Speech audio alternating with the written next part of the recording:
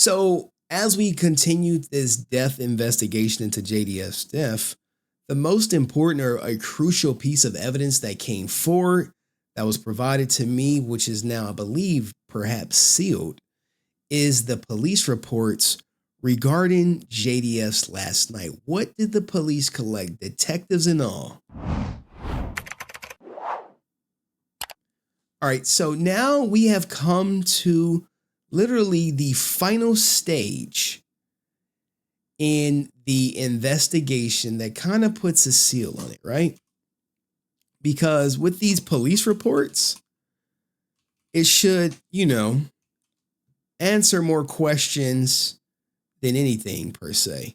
But you never know. There are some people out there. So this is from Fort Bend County Sheriff. You can request it, but you probably won't get it. I'll just say that. So this is the narrative report by a sergeant. I blocked out names. I mean, these guys are all public servants. So like I technically didn't have to block out names, but as you know, we do have some crazed fans, and I wouldn't want any crazed fans harassing literally officers of the law per se. So what does it say? On November 19th, around 5:11 in the morning, deputies were dispatched to the hotel in reference to check a welfare that resulted in a death investigation. Upon arrivals, deputies learned a female subject was observed, that's Tammie, sitting outside of room 324 and appeared to be intoxicated. Deputies learned that the female's husband was inside and she was not able to make entry into the hotel room. Deputies assisted the female, made contact with staff members who assisted opening the door for the female. Deputies entered the hotel room and observed a male subject hanging from the shower and was obviously deceased beyond care. Deputies summoned community EMS to assist the female, who became visibly upset and was also believed to be on site on some type of medication, as well as an unknown amount of alcohol. Now, for this, we're actually going to get what she said about the police reports. So now we have, this is police report number 2. Now, all these come from, this is a deputy. Now, when you write these reports, they all come from someone who was there. Everyone there has to write a report.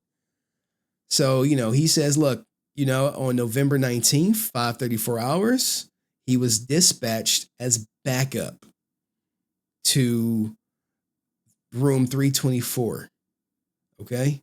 Upon my arrival at 5:35, he met with the deputies on the second floor, and they were escorting Tammie to room 324 on the third floor. The white female was later identified as Tammie Frank, and we'll after refer to her as Tammie. Reporting party was Lola. Will also allow us to enter the room. Lola was hereafter referred to as Lola. Okay. Lola let deputy and myself into the room. Upon entering the room, Deputy Blank said that the bathroom door was locked. I knocked on the door of the bathroom, announced myself. I got no response. I asked Lola if she had a key to the bathroom. Lola stated she would be right back. While we waited for Lola to return with the key, I held the door open and kept my eye on Tammie. Tammie appeared to be under the influence, like you see right here, of some type of drug. Large amounts of pills were observed inside the room. Lola returned with the key. And unlocked the door. Upon entering the bathroom door, I observed a white male slumped on the ground, straddling the shower door rail. The white male was later identified as Jason Frank and will hereafter be referred to as Jason. I observed Jason not moving. I also observed lividity in Jason's hands and thighs. Also observed drool hanging from Jason's mouth. I informed the other deputy that Jason was gone and told him about the lividity. Deputy pointed out that he had put something around his neck. I observed a blow dryer cord wrapped around Jason's neck and the other end being tied to the top of the shower door rail. I returned to my patrol car to get my camera, began taking pictures.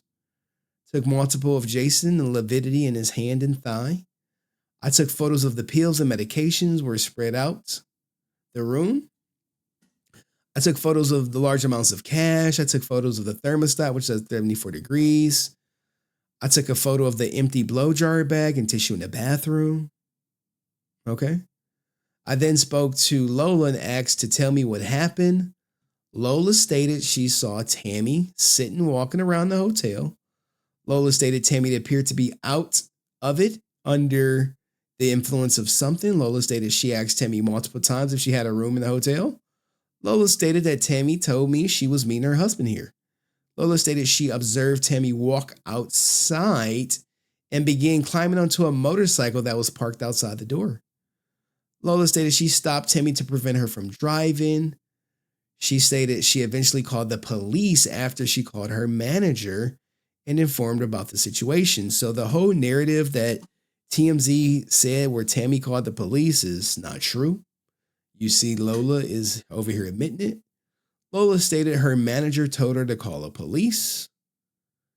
Lola stated the police eventually arrived on location, helping Tammie find her room and her husband. Asked Lola what time Tammie checked in. Lola stated Jason and Tammie checked in on 11/18, room 215 at 10:24. I mean, what was that? 9:24. Sorry, military time. Hours in room 324. Whoa. So they were in rooms 215 and 324. Lola stated Jason and Tammie were supposed to check out the next day at noon. Lola mentioned she had received a noise complaint. Here we go. A noise complaint from 322 about the noise coming from 424. That's so odd. Did he mean 324? I think he meant 324. Lola stated that she got the complaint about 2:47 or 3 o'clock in the morning. Lola stated she made a phone call to 424. The male answered the phone and informed the situation. Lola stated the male stated he had the wrong room. She had the wrong room. Oh, okay. Now it's making sense. So the complaint was from their room at 3 o'clock in the morning. They heard noise coming from inside, but did not knock on the door. Lola stated she went back to the lobby, called 324 a second time, but did not answer. I asked Lola if she had access to security footage. Lola stated no, but her general manager did. Lola gave me the general manager's card, which I gave to the deputy. I would love to see this footage. I would love to see it. Something I can't, I logged some information, then spoke to the guest in room 322. A black female answered the door at 322, who's identified as Yolanda, and hereafter referred to as Yolanda. I informed Yolanda of the situation, asked her what she heard. Yolanda stated that she heard a lot of shoving, things hitting the wall, and individuals arguing. Yolanda stated they were away from 2 to 4 hours from the noise. I asked Yolanda if she heard anybody say, "I'll delete you" or "delete myself." Yolanda stated no. Yolanda stated she kept hearing the headboard hit the wall. Okay, so this is Yolanda saying, "I heard the headboard hitting the wall."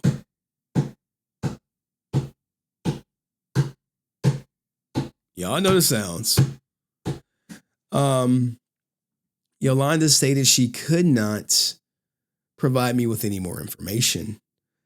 During the investigation, body camera died. I gave my body camera to deputy before leaving the room to get some fresh air outside.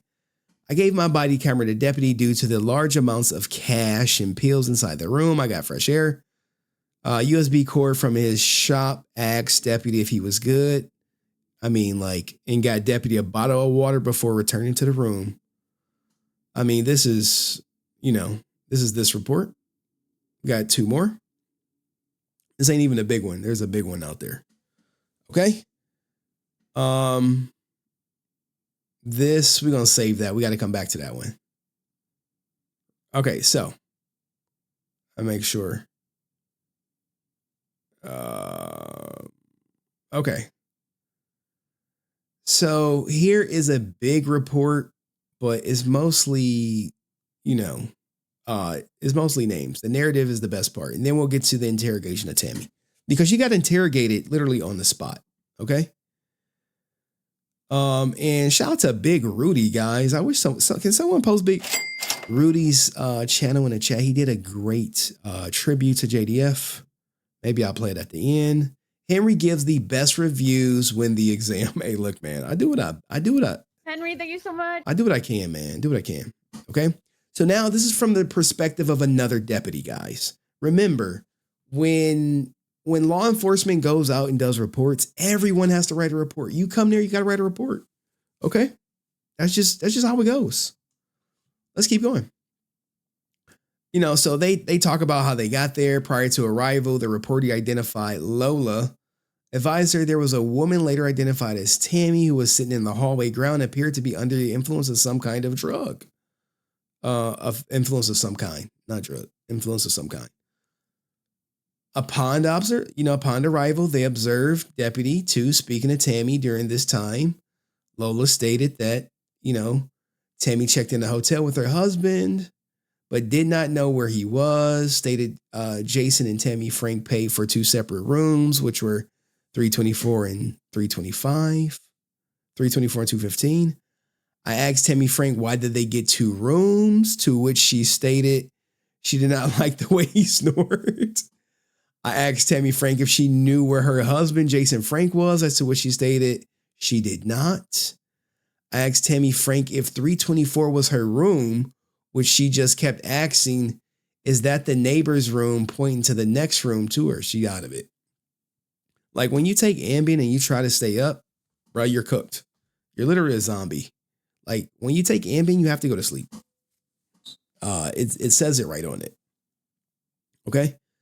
I asked Tammie Frank if she kept pointing to the neighbor's room next to her. Deputy Blank informed me that Tammie Frank admitted to taking pills and drinking alcohol. I asked Tammie why would she take pills and drink alcohol?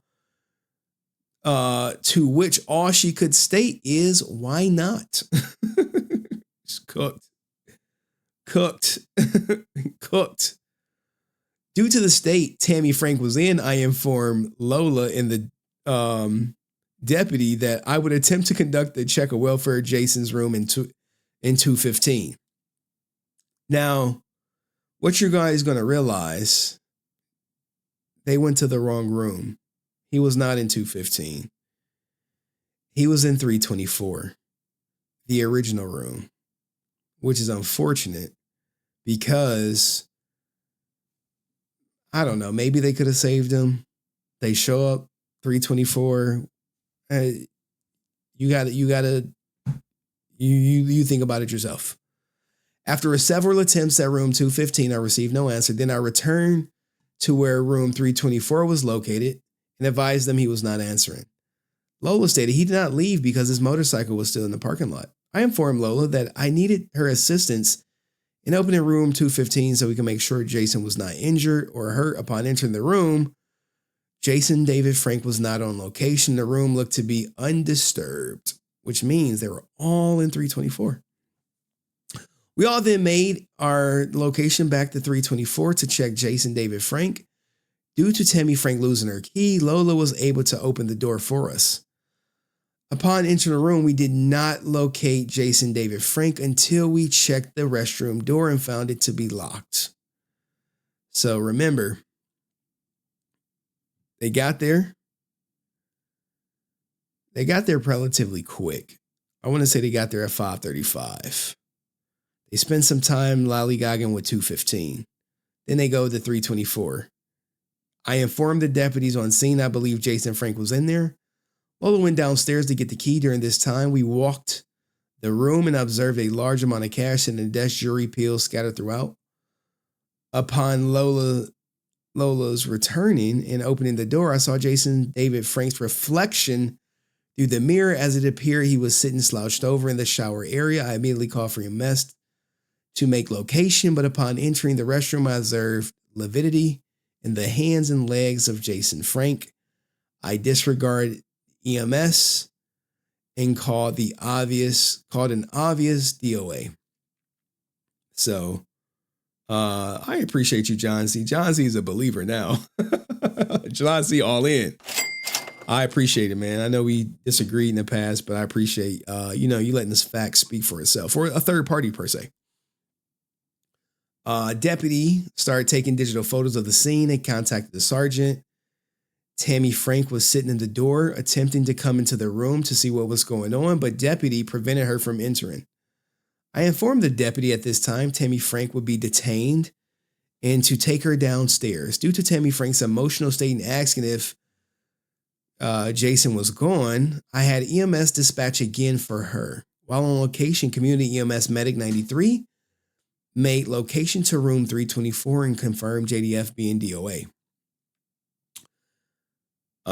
He was able to retrieve information in Lola about a possible disturbance. Lola stated at 2:47 hours, the room next door identified as 322, which currently housed a female, Yolanda, complained about a noise in 324. Lola stated she called up to the room and informed Jason about the noise, and he stated it was not them and hung up the phone. Goddamn. She received more calls and decided to walk up and check it out. Lola stated she did not hear any physical attack occurring, but did hear loud yelling and screaming going on. So there's someone saying they heard screaming. Stated Jason Frank and Tammie Frank checked in at 9:24 hours and was supposed to check out the next day. Deputy was able to make contact with Yolanda, who stated she heard loud banging against the wall and yelling. I was able to locate several medications inside the room prescribed to Jason. The following medications were identified as trazodone, clozapine, hydrocodone, which were several periods scattered around, which were identified, which, these were all found in the system. Shortly after, Detective Blank and Investigator Blank made location. While on location, Investigator Blank was able to locate more pills inside a bag of Jason's. These pills were identified. Cyclobenzaprine, steroids, and more hydrocodone was located inside the bag as well. Investigator Blank was able to locate some nose candy, which was wrapped up in a tissue. Tammie Frank had later admitted to taking them both. Okay, we're going to hear from Tammie about what she had to say about the admitting to taking a nose candy. The cash on location was counted and documented inside Jason Frank's wallet. There were 20 $100 bills and 5 50s. There was another 20 $100 bills and 50 $20 bills wrapped in a rubber band bundle located on the small table. There were 7 $100 bills and 6 $20 bills located on a large desk. The total amount of money was $6,070. So, he had money. I remained on location until the medical examiner arrived. Investigator took several cell phones along with the nose candy and alcohol. Medical examiner took custody of all the prescriptions. I took custody of Jason Frank's driver's license and will be returned to the state. It was later discovered that Jason and Tammie were going through a divorce, but was trying to work it out. It was decided that the cash and jewelry would be left with Tammie prior to leaving the location. We had a responsible friend identified, make location that she does not drive and be left alone. Okay. And now let's get to the big report. So what do you guys think so far? Yeah, I did post the DMs from the mistress. Okay. Now this is the interrogation of Tammie. Now, keep in mind, she admitted to drinking alcohol and doing nose candy. So really, you got to take this with a grain of salt. Narrative. I asked Tammie if she had taken any medications. She stated no, then advised she took trazodone, 300 milligrams. Tammie stated she also consumed alcoholic beverages while taking trazodone. I asked Tammie, was she diagnosed with mental illness? She stated she was diagnosed with insomnia. Deputy arrived on location. I was speaking with Tammie. Tammie stated she and Jason had separate rooms because Jason snored. Tammie said the two rooms were 324 and 215. No contact was made at 324. And I escorted Tammie down to 215 to attempt to make contact if Jason was inside. Damn, the room. But meanwhile, he was definitely inside. I don't know if he was expired by now or expiring.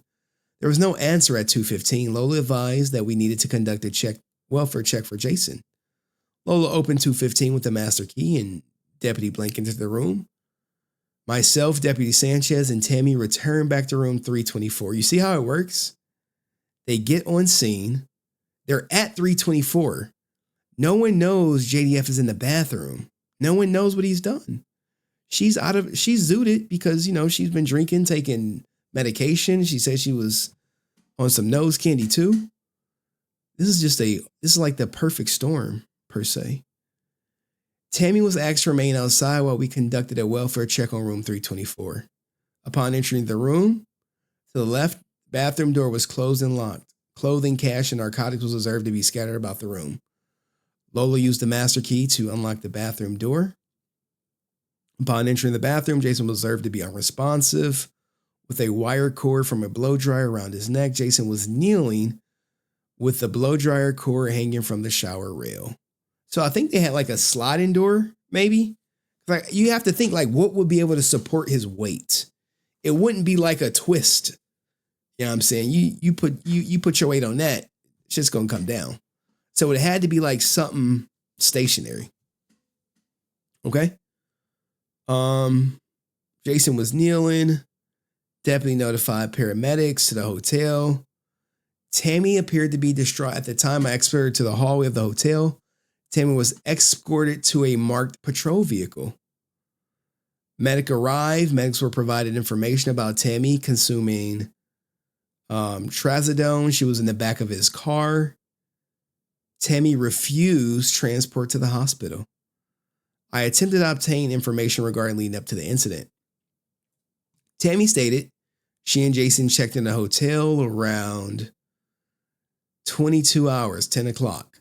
Tammie stated she and Jason went out to the place in Texas to dance. She stated that they returned back to the hotel room around 2:45, where the arguing that was reported. Then the arguing turned into cheeks getting clapped. That's a crazy transition. Crazy transition. You know that I hate you too. All right, let's bang. I mean, I don't know. Tammie said the argument involved jealousy, issues about Tammie dancing with other men at the bar. Tammie said that she did not remember leaving the room 324. Damn, she not even remembered leaving room 324, possibly being due to intoxicated. I asked Tammie how was Jason's mood the last few days. She stated Jason was in a good mood and everything seemed to be going fine. Tammie did state Jason brought up some traumatic experience he had from a child, but she did not go into any details about what those traumatic experiences were. Tammie stated Jason was diagnosed with bipolar disorder and depression. Tammie stated Jason was prescribed medications, but unknown if he was taking medications as required. Tammie stated she did not know if Jason had been previously admitted to a mental health facility. Tammie stated Jason had previously seen a psychiatrist, but was unsure the date of his last visit to the psychiatrist. Tammie stated Jason had a history of self-deletion thoughts. Tammie stated she did not know if Jason previously attempted deletion, but she did say that I'm sure he tried before. Tammie was not able to provide more information and fell asleep in the backseat of the vehicle. My body camera died. Tammie was handed over to the deputy. I remained on scene for security. And there you have it. Now, as far as what Tammie had to say, let's hear her out. Like, hey, trying to reprimand her if she did something or anything. Who else? Any questions for Tammie? Hold on, guys. Because we had the police reports and Tammie did conduct a full interview regarding the police reports. And I just have to find the freaking tab that it's on. Because I asked, look, guys, and I did the same thing I'm doing now. I asked her every and any question regarding the police reports. There was no it wasn't like some softball interview. And I was like, yo, I got to ask you about this. I got to ask you about the cheeks getting clapped. All right, Tammie, y'all ready? All right, let's give her a warm welcome. Oh man, this is crazy. All right, let's. There you go. Turn it off. Thank you guys. Thank you. Okay. All right, how are you, Tammie? Clearly, you didn't get the light working that you were fiddling around with. I know, but this is way harder than I thought it would be. Like hearing all this stuff. You know what? This is it, though. This is it. This is the finish line, if you ask me. This is what everyone wanted. Everyone got what they wanted. And now, some questions. Now, these ain't gonna be some easy ones. So, the trazodone and Ambien and alcohol. Are you still taking Ambien? I didn't all since Jason passed away, but I did about a week ago. I did get prescribed some, and I did, and I could see how I'm glad I did because I actually can see how I was so depressed, and I actually had not good thoughts the past 4 or 5 days. I could see how you can actually get depressed and have weird suicidal thoughts, bad actually thinking in your brain it's weird. So I'm like, forget this. I'm sorry. I'm like, this was really hard for me to hear all this, but yeah, it's so bad. The self-deletion thoughts, the self, even me driving, I'm thinking, you know what, forget this. I just don't want to be here. But that's not me. That's not how I am ever. So I think it is totally Ambien. It's just crazy. I feel so bad for Jason, because I can see how he got in a headspace with this Ambien and drinking. Anyway. Yeah, it is known to have some negative. Look at somebody when was this interview? This interview was conducted with Tammie a year ago. This was April 3rd, 2023. And this is why I do it, because we got new people here who's like, I've never seen this before. Yeah, dog. When I said I was an investigator, a lot of people were like, you wasn't. I was like, all right, well, whatever. I really don't argue with people who impacts on people. Say stuff like now that. This, can you give us a timeline? It said you argued, what was the timeline? What was the timeline between Ambien? What do you remember from that night about the timeline per se? Right. I remember a lot because, I told you, I was sobering up from drinking when we left the bar. He did get jealous. He did have a country guy dancing, a professional instructor dance. And I danced one dance with me, and it was totally fine. And I realized my husband was kind of getting had too much to drink because I told you before, he started dancing hip hop, that song. Lose my mouth here. And then, yeah. But then the second he got the guy again, he's like, dance one more time. I'm like, I love you. I love watching you dance. He liked it. He thought it was cool. And he just got a little jealous. I'm like, well, the guy was spinning me around. I felt dizzy. I kept telling the guy, you're spinning me. And I'm too nice. He's like, stop dancing with me. I was spinning. And that's why my husband, when I'm off the dance floor, he's like, well, what were you saying? I'm like, I was just saying, you're spinning me. I don't feel good. I'm getting dizzy. And I had been drinking. So I was spinning. The whole room was going crazy. And that was it. And he just, I guess, didn't believe that's what I was actually saying. That only lasts 10 minutes, honestly, 10, 15 minutes at the max.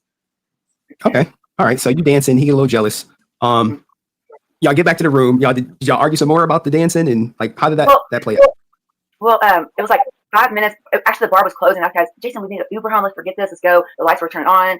And we didn't talk in the Uber. He was quiet. I'm like, what's going on? So we did kind of argue a little bit when we got into the room, 10, 15 minutes max. Because he's like, what were we saying? I don't trust you. I'm like, what are you talking about? What is going on? They did argue, and then she was like, look, let me help you forget. Been there before. Okay, and then it just changed, and then that was it. And then we made up, and I was so sweet to him. You said y'all what? We made up. It wasn't no big deal. It wasn't that big of an argument. Okay, so y'all have the argument. Y'all make up. Will you see me playing the clips back in the day? Oh my goodness. When did he take the Ambien? Before y'all made up? After y'all made up? When did you take Ambien also? Sure. So he took Ambien right when we were kind of arguing the first 10 minutes, 10, 15 minutes. Okay. He took it. And so I didn't take it for 30 minutes. And that's why I waited for a long time. I was sobering up. I was sober. I'm like, what is going on? And we started talking, and he got in this deep conversation. And that's why I thought he was going to go to bed, because he looked like he just needed to go to sleep, And that's why I was like, babe, I'm going to take my Ambien to go to sleep with him, because I wanted to sleep with him and cuddle, even though we had 2 separate rooms. But I mean, what wife don't miss sleeping with her husband, and we would get back together. So I just want to make sure we fell asleep together. So, he don't wake me up and like he feels so uncomfortable and secure about him snoring. So that's why it was like 30 minutes. I know it was like 30 minutes, 100%, because he already looked like he needed to go to sleep, 100%. Well, yeah, you probably wore him out. But anyway, that's a topic for another day. Do you, when you did the People magazine, you stated you were only going for 10 minutes. When did you realize that you were going for longer? When I talked to the girl at the hotel, that was the first time ever that I was like, wow, there was like the whole me going downstairs, getting snacks, which I knew I did because I knew I was going. When I took the email, I was like, babe, I'm going downstairs with snacks. And I remember going downstairs, but then I don't really remember much after that. And that's when they told me like you were down here eating like spaghetti with meatballs, which I don't eat meat. So obviously if I wasn't like, in my crazy headspace, I would never eat meat ever. And that's when she said, I asked her like, well, my husband, like, I need the key. She's like, well, you're not on the hotel room. He don't have you. That's not your name. And I said, my husband, Jason David Frank, and we don't have no Jason Frank. And I said, well, what about his, alias name? And nope. And that's when later that girl told me he put David Frank, which he's never used that. So obviously there was like a long time, which I don't remember nothing. I thought it was like 10, 15 minutes. I thought I went downstairs, came back up. I was banging the door. And obviously I was passing out outside the door, like, yeah. Did you know that you fell asleep inside the back of the squad car? I did have a glimpse. I remember like it's like a glimpse. Like everyone, have you ever been like drank too much and you're kind of like you're blacked out and you just remember like bits and pieces, I kind of have this memory. Like I have a memory of like me being inside the car, and I thought at that time, because I forgot they had told me Jason had passed away at that moment. And I remember thinking like, oh my God, was I driving? Like I'm in the back of this cop car. Am I in trouble? I remember like waking up and like saying, like thinking like, oh my God, I'm getting arrested. Was I drunk driving? I don't know. And then I remember just passing out, like falling asleep. I just remember. And the next thing I remember is waking up in like one hotel room, and like the detectives in front of me asked me questions. That's Holy crap. I don't remember. Yeah, I don't remember. And they were like asking me. And the only thing I remember at that point was when they told me again, your husband passed away. He committed suicide. Like, I'm like, the only thing I remember at that point was like, I was like, oh my God, what? And I remember falling on the floor, like screaming, like, like, oh yeah. Anyway, like I remember that, and I don't remember nothing else. Like, okay. I'm sorry, this is really hard for me because I just relive the whole night. I know we gonna get through it, and we got some lighter questions. So the report said you took some cocaine, that you admitted it. Did you ever take any cocaine? Do you remember anything like that? No, and like when I read that, I'm like, what?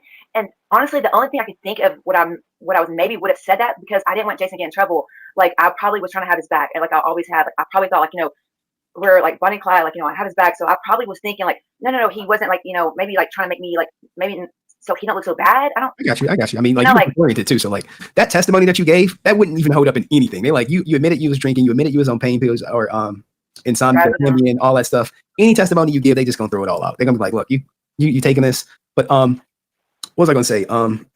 There was a question from a subscriber, and you probably answered this already before. If he tried to delete 2 days prior, why did you leave him alone? That's one of the questions. Okay.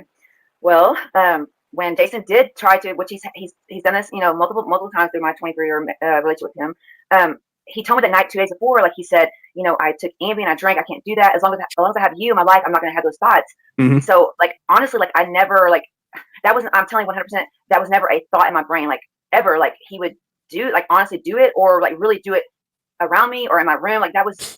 You saw me freeze up right there, guys. That was that laptop, man. Bad days back in the day. Like never, I would never even let the room. I would just fell asleep and held him. Like, I would never left him ever. It was not even a thought in my brain ever. Like this would actually happen. Okay.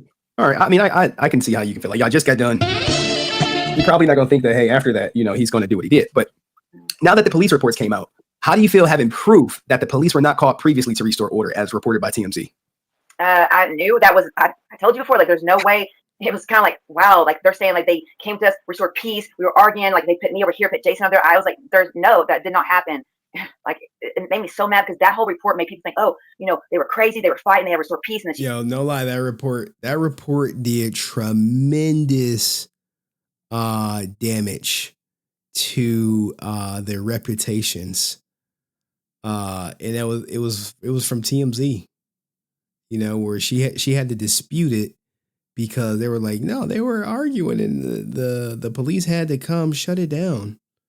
Okay. She called the police. She like, no, I did not. I specifically did not call the police per se. Where's that video at? Jesus, I'll lose this right here.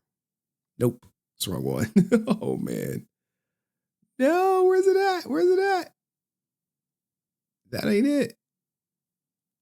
Oh, it's right here. There we go. She must have said something to him, And I just like, I knew I wanted proof for this because there's no way, and that never happened, and it just makes me so mad that TMZ they said, oh, we have a cop that said this happened. Well, it didn't happen, so I'm just like, I'm mad, but I'm like, I knew this wasn't true. You I'm all glad along that they never came and y'all were busy. Yeah. All right, I know. You hear saxophone. You told me to do it. You was like, hey, I want the saxophone. Yeah. It's better than clapping cheeks. It's better than clapping cheeks. See? Well, I do got y'all. I do got one of y'all sex tapes, but I ain't gonna play it because out of respect for y'all, I'm not. What? Yeah, guys, I did play a JDF sex tape live of Tammie and what was happening. As you can see her face, she knew I wasn't bluffing. She like, what? And I actually play it for her. Coming up. You don't know I have the sex tape? Where'd you get that? No way. I'll play it. Wow. I'll play it one time. Don't play. What? Look, here you go, guys. Tammie, you watching?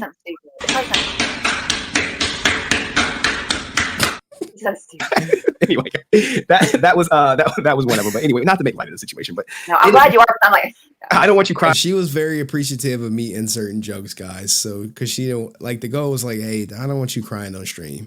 And I want you breaking down. I want you taking a break. But now we got some other questions that I want to ask you because this is rare that I get you on live stream, and I'm happy for giving our time and having the balls to come up here because so many people will not come up here. They won't. But I know I'm telling the truth. I'm like, my whole story is the same. When you're telling the truth, like the truth, you don't have to remember. You don't have to worry about anything. Hey, the truth is this is what happened. This is what it is. So how was it meeting Austin St. John? And all right. We don't give two shits about Austin St. John. all right. Fuck that guy. Anywho, guys, that was the whole JDF police report with a little bit of testimony from Tammie. Let me know what you think. Did this whole thing change your view of Tammie, JDF? Did you learn something new? Let me know in the comments section. I'll see you in the next video. Peace.